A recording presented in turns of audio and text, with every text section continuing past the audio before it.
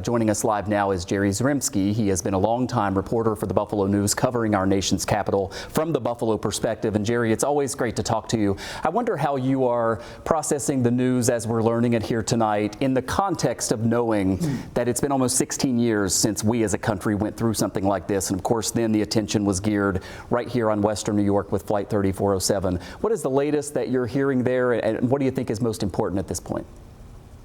Well, I think what's most important at this point is to understand that what happened last night here in D.C. is not necessarily a damnation of the safety of American Airlines. Do remember, it has been nearly 16 years since there has been a crash at all. And from what we can tell so far, it doesn't seem that this crash is at all similar to the Flight 3407 crash, which was caused by pilot error. Somehow, these two flying, the plane and the helicopter, somehow they collided. Somehow that helicopter got into the landing path of that plane.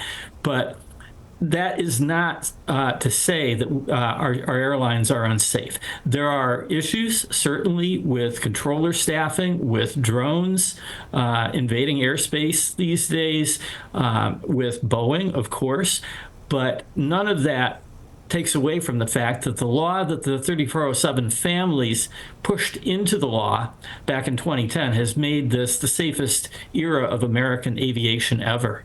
Yeah, we were going through a deadly plane crash in this country every year or two, sometimes even more than that, before those airline safety regulations went into place.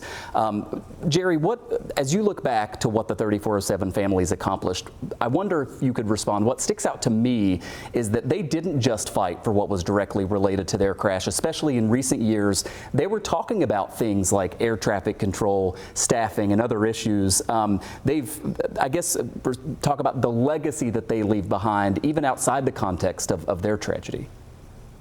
Yeah, I think it's almost too soon to say that it's a legacy because they're still at work. They were down here repeatedly last year pressing for safety provisions in the 5-year Federal Aviation Administration reauthorization bill.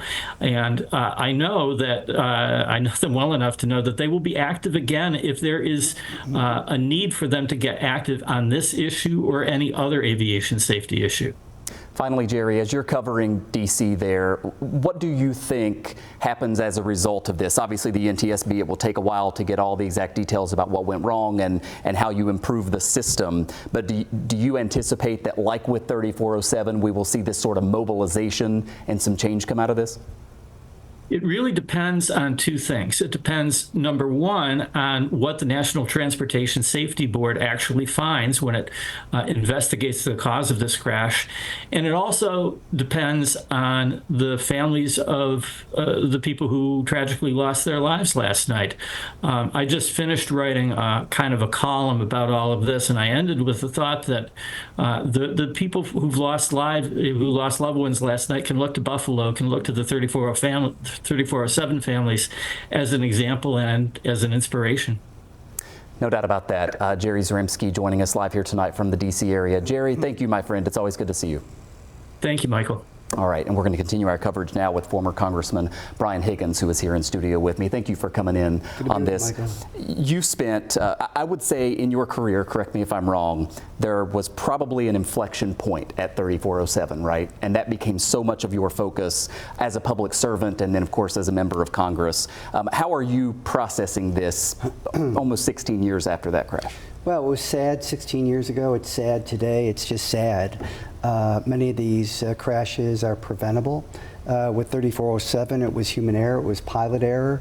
The families kicked in full tilt and went on a decades-long crusade, not to save their loved ones, but to save other people from experiencing the grief that the families of Flight 3407 experienced. And we had the 16 years of the greatest period of flight safety, commercial airlines in the history of America. Yep.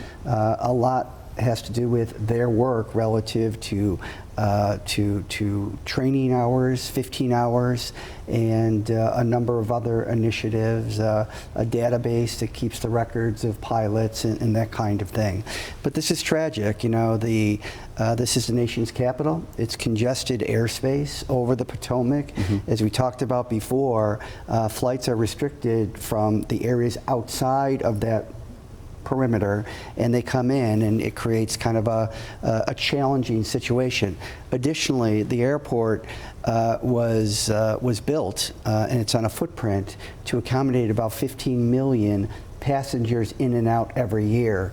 Today, 20 million are coming out every day, and there are calls to increase that even more. Calls to increase that even more. So this is tragic. I flew in Black Hawk helicopters in Iraq and Afghanistan in the Middle East.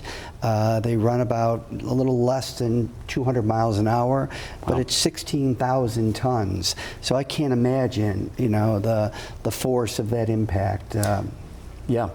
If you were still a sitting member of Congress today, as someone who worked, you know, in the trenches on these airline safety bills, what do you think will become the focus for lawmakers now to deal with this tragedy like you all dealt with the one 16 years ago? Michael, everything will be the basis of the National Transportation Safety Board investigation. They are outstanding. The night of the 3407 crash, I was on the phone with the Transportation Secretary, Secretary LaHood.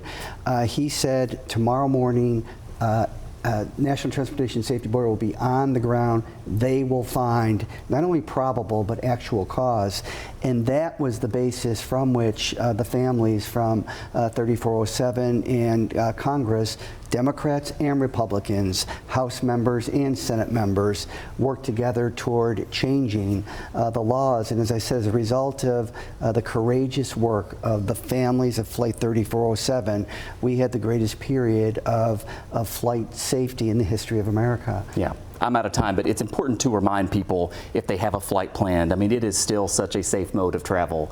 Hollow words when we're talking about a story like this that happened, but the safety record has been impressive. Yes, it has. All right, former Congressman Brian Higgins, now CEO at Shays here in Buffalo. Great to get your insight on this, sir. Thank you very much. Thank you, Michael. Really appreciate it.